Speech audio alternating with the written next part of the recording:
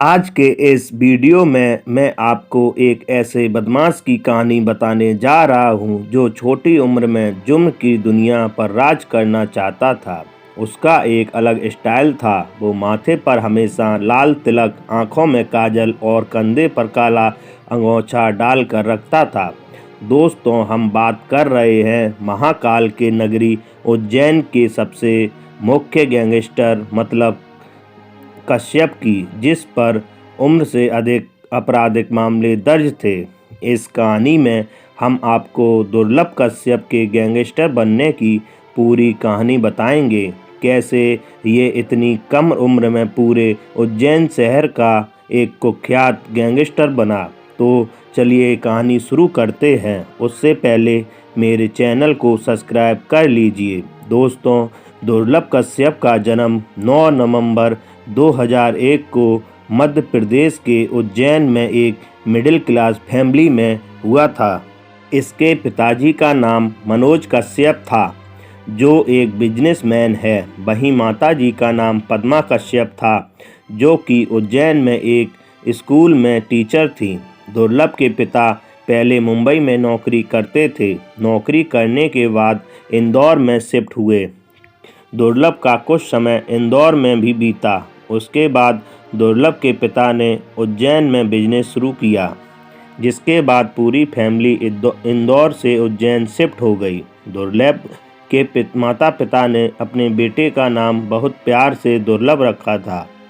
उन्होंने सोचा था कि बेटा बड़ा होकर तो कुछ हटकर काम करेगा। पिता का सपना था कि दुर्लभ आगे चलकर पढ़ाई करके डॉक्टर या इंजीनियरिंग बनेगा। इसी के चलते पिता ने इसका admission Lokmanya Tilak higher secondary school में करवा दिया। लेकिन स्कूल में ही दुर्लभ में रंग दिखने शुरू हो गए।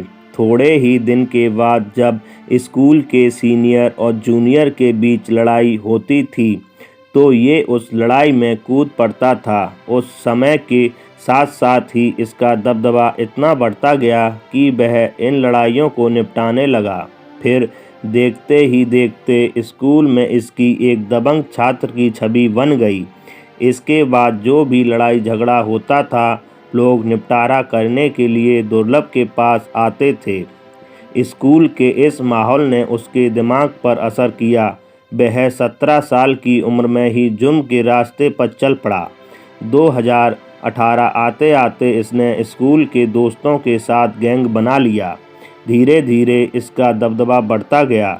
ये बात उस समय की है जब दुर्लभ महज 17 साल का था।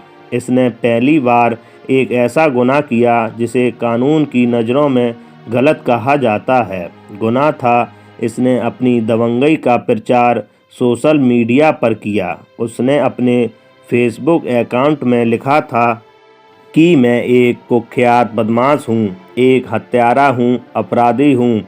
कोई सा भी विवाद हो, जैसा भी हो, तो उससे निपटाना के लिए हमसे संपर्क करें। मैं हर तरह का विवाद निपटा दूंगा। दोस्तों, यहीं से उसके जीवन का वह दौर शुरू हुआ जो उसे क्राइम के रास्ते पर ले गया।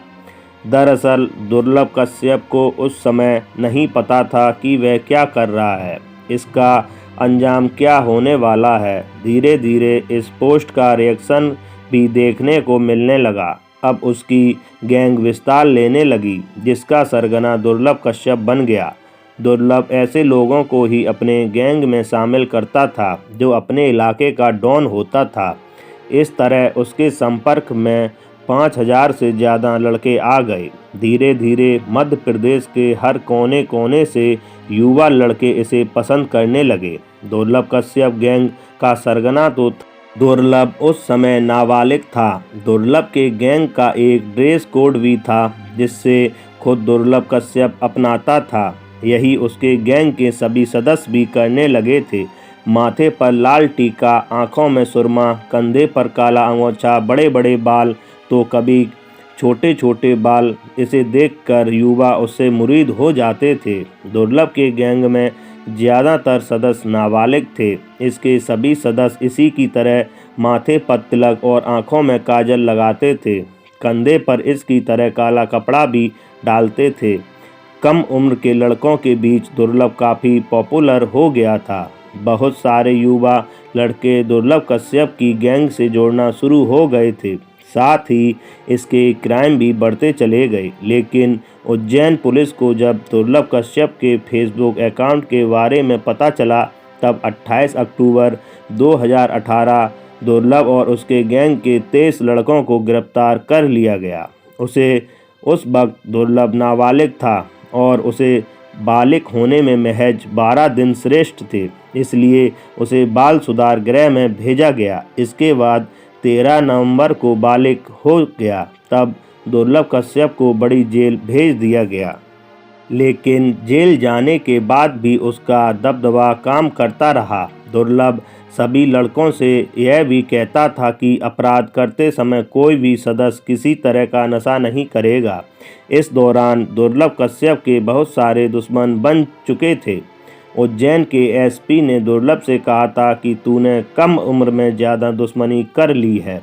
तू जब तक जेल में है तब तक जिंदा है, बाहर निकलेगा तो कोई भी तुझे मार देगा। और दोस्तों, बाद में सचिन अतुलकर की यह भविष्यवाणी सत्य साबित हुई। उसकी पहली गिरफ्तारी तक उसे मलाल था कि वह क्या कर रहा है। वह यह सब नहीं करना चाहता, मगर जेल के बाद दुर्लभ सुधर भी गया था। लेकिन मार्च 2020 में देश भर में कोरोना का कहर टूट पड़ा। इस दौरान पूरे देश के जिलों में कैदियों की संख्या अधिक थी। तब प्रशासन ने तय किया कि जिन लोगों के जुर्म कम हैं या फिर जो लोग बेल के हकदार हैं, जिनका संगीन जुर्म नहीं है, उनको जमानत पर रहा कर दिया जाए। कोरोना के ख़त्म होने पर उन्हें वापस बुलाया जाएगा। इसी में दुर्लभ कश्यप की भी रिहाई हो गई। उसे भी इस कोरोना काल में बाहर छोड़ दिया गया।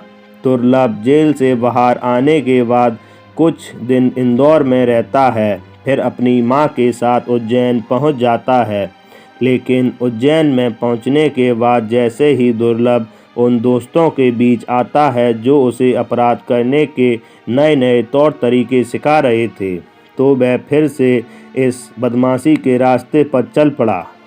दलदल से निकलना बहुत मुश्किल होता है। दोस्तों, 6 सितंबर 2020 की रात थी जब दुर्लभ अपनी मां के साथ घर में था। उसकी मां ने उस दिन दाल बाटी बनाई थी। वह दाल बाटी खाता है, तभी उसके कुछ दोस्त उसे नीचे से आवाज़ देते हैं। फिर वह अपनी मां से कहकर बाहर निकलता है कि मैं बाहर से थोड़ी देर में आता हूं।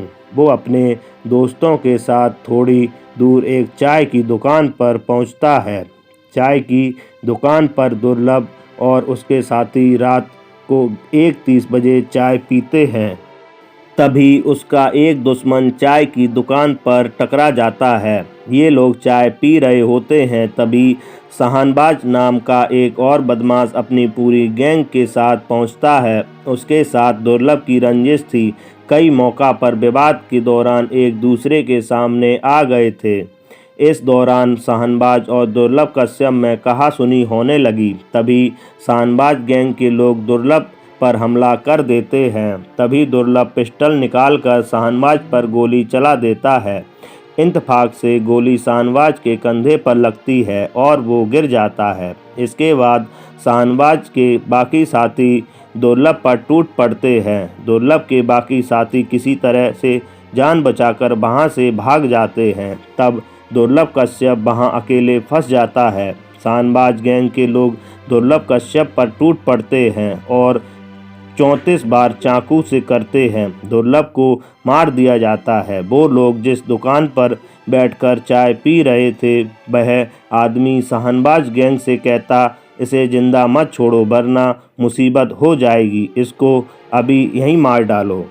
इसी के बाद 34 बार चाकू से दुर्लभ के ऊपर वार किए जाते हैं और दुर्लभ कश्यप की वहीं मौके पर मौत हो जाती है। उसके बाद शाहनवाज गैंग वहां से भाग जाता है। फिर पुलिस को खबर दी जाती है। उसके साथ ही चाय वाले के बयान भी दर्ज होते हैं। फिर पुलिस दोनों तरफ के कुछ लोगों को गिरफ्तार करती है और इन सब के ऊपर हत्या की धाराएं लगती हैं। सबको जेल भेज दिया जाता है।